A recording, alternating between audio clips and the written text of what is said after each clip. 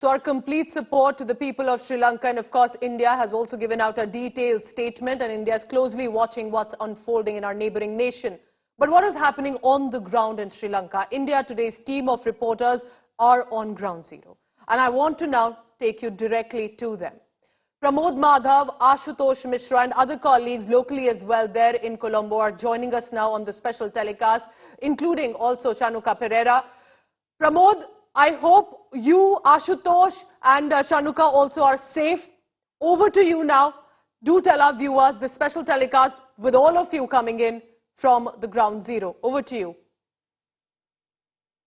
Welcome to the special India Today edition covering the crisis-stricken Sri Lanka. I'm Pramod Madhav, and with me are Ashutosh Mishra and Chanuka Pereira, and we are giving you unmatched coverage of the island of turmoil.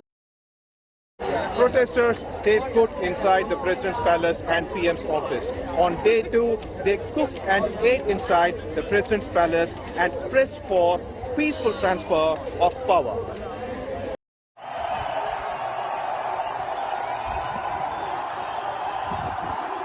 After overrunning the seat of power of the ruling Rajapaksa clan, protesters braved brutal crackdown from forces. Images show Sri Lankan security forces shooting moments before protesters entered the president's house.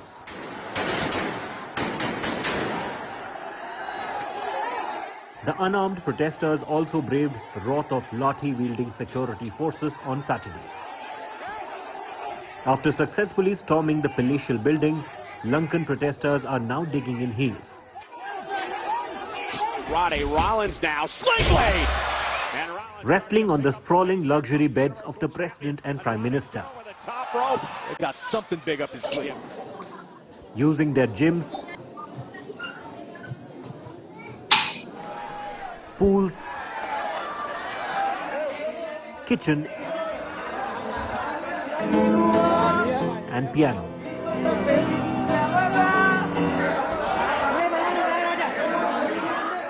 Helping themselves to food cooked in the presidential kitchen.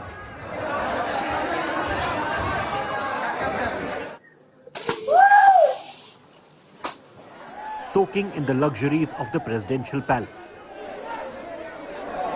In awe of the wealth and opulence, but angry over their own sorry state and crisis facing the nation.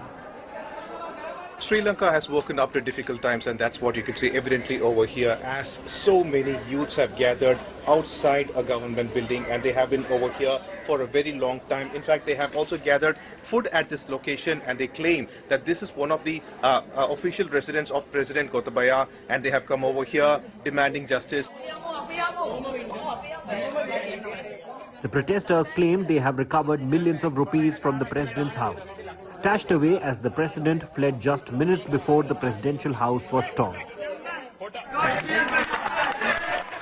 The protesters held a mock IMF discussion at the president's house.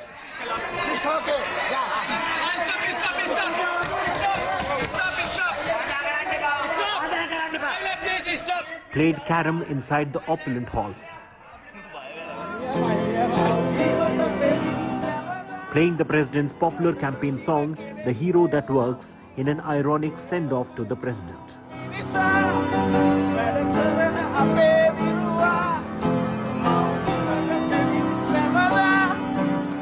The political turmoil meanwhile continues. A series of ministers have resigned, showing solidarity with the Lankan people.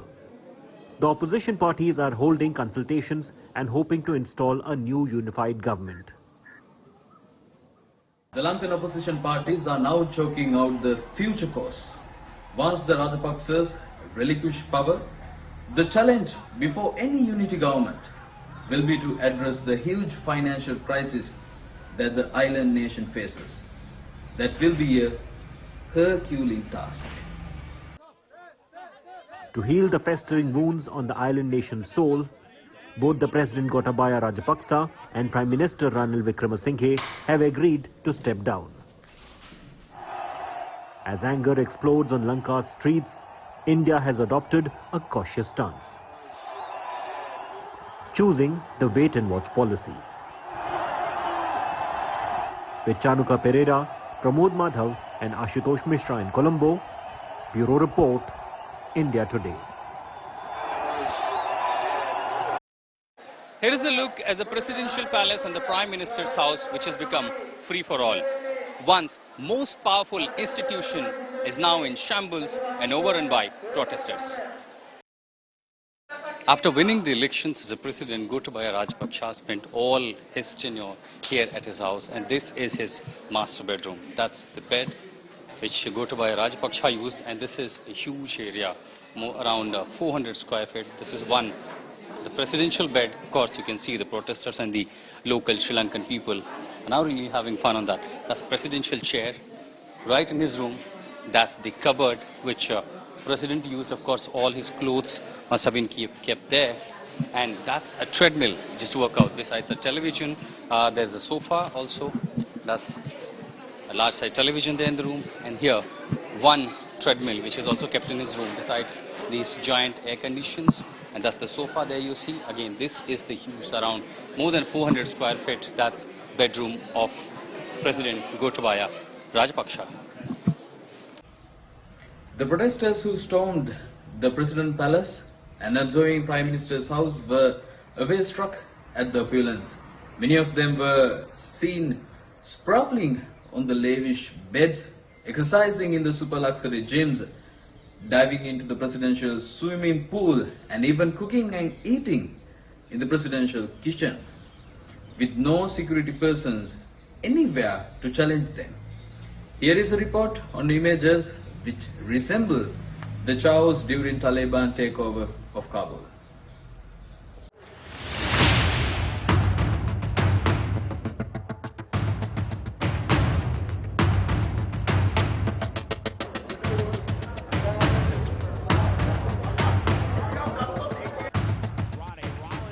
These images symbolize the fall from grace of the Lankan regime.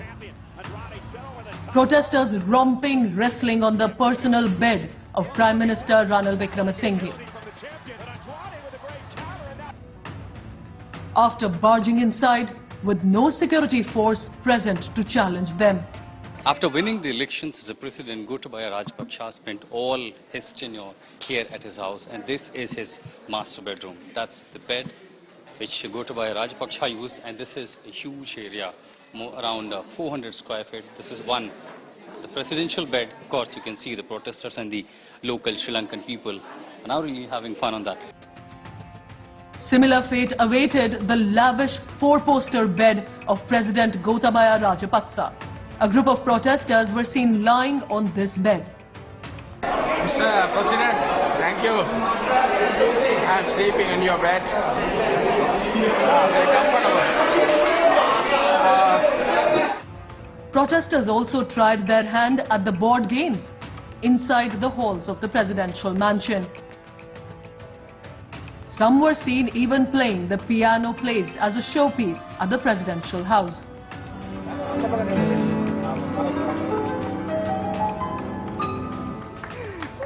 While others flocked to the presidential gymnasium using the exercise machines and working out at the gym reserved for the President Gotabaya and his family. Some were seen enjoying the delicacies at the President's kitchen, even helping themselves to cook inside.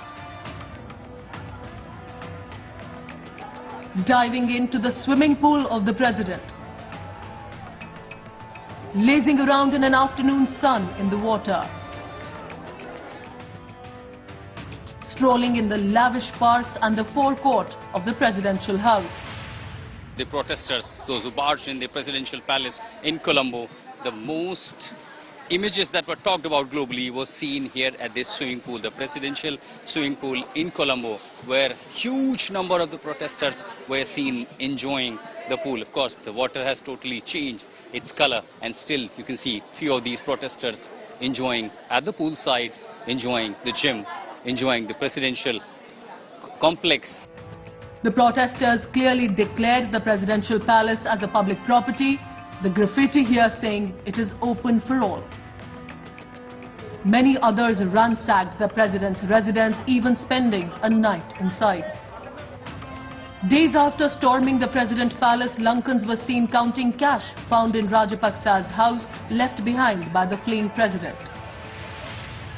On 9th of July, Sri Lanka saw a major civil protest, and many are still calling it as a revolution. For them, it is definitely a revolution. Thousands and thousands of people gathered and they stormed into various government buildings. In fact, this is a location called as Golf Face, and on the opposite side, there are beautiful beaches, and still there are tents where students have come together, Sri Lankans have come together, and they are protesting against their president, claiming, "Go home, Gota." Well, nothing has changed except the deadly violence that we saw last evening. Nothing has changed. The gathering, the crowd that remain continue here at the GALA Face protest right in front of the Colombo port city. That's right behind me is the President Secretariat, Sri Lanka's most VVIP and highly, securely covered, and that's the Presidential Secretariat, which is now under the captivity of the protesters here. So remember, this is the office of the President Gotabaya Rajapaksa. The Lankan rampage inside the once powerful seats of authority in Colombo signifies the shocking decline in the fate of once supremely influential Rajapaksas. With Shanuka Pereira, Ashutosh Mishra and Pramod Madhav in Colombo, Bureau Report, India Today. Did Rajapaksa use a secret tunnel inside the presidential palace to escape? Well, India Today discovered a secret tunnel and a safe house in the presidential palace. Inside a location that is called as Gotabaya's bunker, because behind me you could see this particular closet that actually has a door. This is a large closet, the door is removed, and it is actually taking us to a secret location which is inside, and this is the location. Actually, one of the stairs is going up and there is a lift in this spot as well. The AC is still working in the lift, and the other area is this staircase which is going down, and this is what the mysterious part over here. Why should there be a kind of a wall and a small fake closet behind which you have this area? This particular place still has like air conditioning, and here this is the one. Once you break this, there are certain things are broken and kept over here, and this is another strong door. It is definitely strong. You cannot actually hear that actual metal, and that much strong is a door at the spot. Here's a lock, and it's not been used. And let me just tap it once again. You could hear that's the kind of like thickness to the wall, and it opens only through a key. This is considered as the President Gotabaya's bunker, and here is a staircase which leads to the bunker. As we walk up, people are walking around and they are exploring. They are exploring this particular bunker, and each and every spot of this location is inside Gotabaya's safe house, which was confirmed by the Special Task Force people in the President's Palace. From Colombo, Pramod Madhav, Point Today. The Rajapaksas are facing their Waterloo, falling from grace and even staring at losing power and even forced asylum. Big question now is, where are the once most powerful clan that ruled Lanka? Will Rajapaksas survive?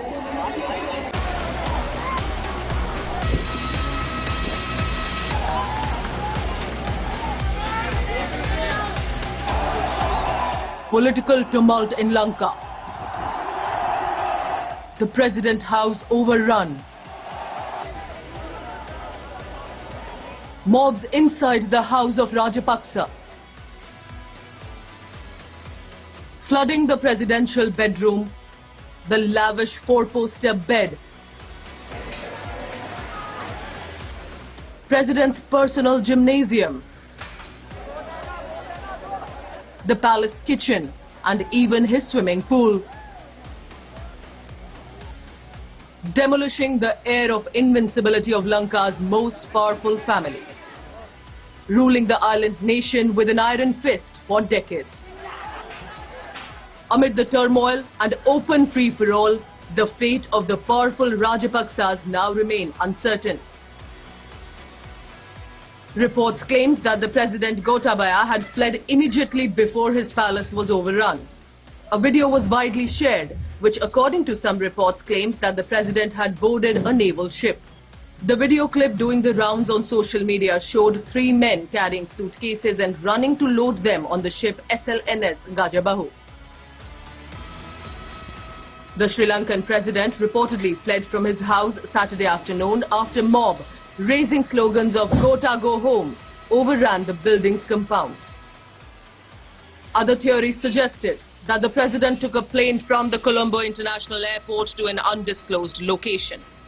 Many here, however, firm that Rajapaksa is closeted with his staunchest supporters and huddled in Lanka itself, plotting his future strategy even after announcing his resignation.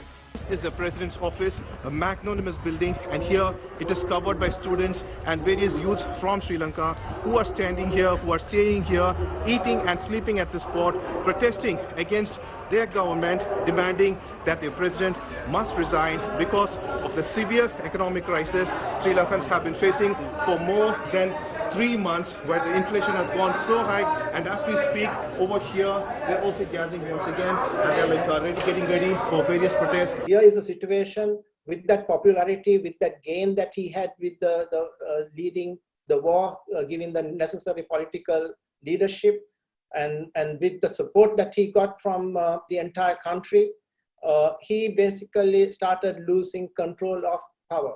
India should stay away from the political process for the time being. Otherwise, we will be in the same soup as China at the moment is.